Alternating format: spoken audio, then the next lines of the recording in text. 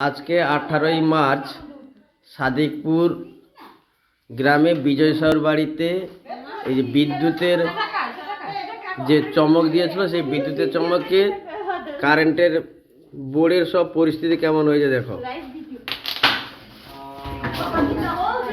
এই সব পড়ে যাচ্ছে, সব কোথায় কোথায় ছড়িয়ে দিয়েছে দেখো।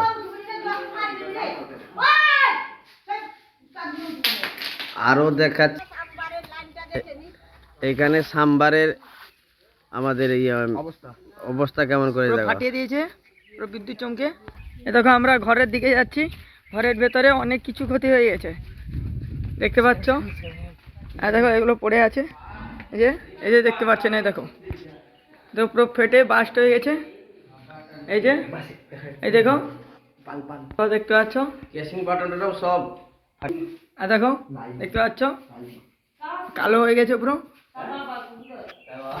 ইউটিউবে ভিডিও করছি নি, এই দেখো কালো হয়ে গেছে দেখতে পাচ্ছ তোমরা।